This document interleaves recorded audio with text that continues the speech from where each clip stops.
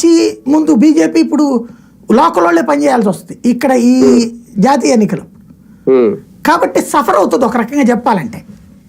జాతీయ ఎన్నికలు ఒకేసారి రాష్ట్రాలకి కేంద్రానికి కలిపి జరిగితే తిప్పలు పడాల్సి వచ్చే పరిస్థితి, మానవ వనరుల కొరత బీజేపీకి ఇబ్బంది ఉంటుంది. కానీ ఐఎన్డీఏ కూటమికి ఆ ఇబ్బంది ఉండదు. ఎక్కడో డైరెక్ట్ కాంగ్రెస్ వర్సెస్ బీజేపీ ఉండేటటువంటి మధ్యప్రదేశ్, రాజస్థాను, ఛత్తీస్గఢ్, గుజరాత్ ఇట్లాంటి చోట్ల ప్రాబ్లం ఉంటుంది దానికి. మిగతా చోట్లంతా ప్రాంతీయ పార్టీలు బలంగా ఉన్నటువంటి పెద్ద రాష్ట్రాలు, ఉత్తరప్రదేశ్ పెద్ద రాష్ట్రం, మహారాష్ట్ర పెద్ద రాష్ట్రం, అట్లాగే బీహార్ పెద్ద రాష్ట్రం, ఇట్లాగా అంటే పెద్ద రాష్ట్రాల దగ్గరకు వచ్చేటప్పటికి దానికి ప్రాంతీయ పార్టీలు బలమైనవి ఉన్నాయి, లైక్ తమిళనాడు ఇట్లాంటివన్నీ. కాబట్టి అక్కడ డామినేట్ చెయ్యొచ్చు. ఇంకోటి కూటమి పార్టీలు ఉంటాయి కాబట్టి ఇక్కడ సక్సెస్ చేసుకుంటే లోకల్గా కథ నడుస్తుంది.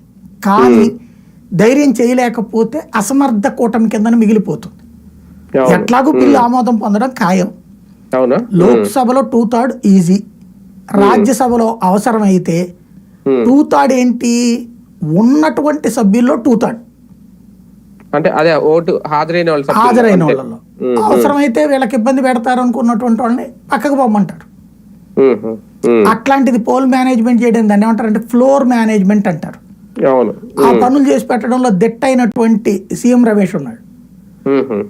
సీఎం రమేష్, ప్రకాష్ జావదేకర్ ఇట్లాంటి వాళ్ళు వాటిలో ఆ ఫ్లోర్ మేనేజ్మెంట్ చేయడంలో దిట్టలు.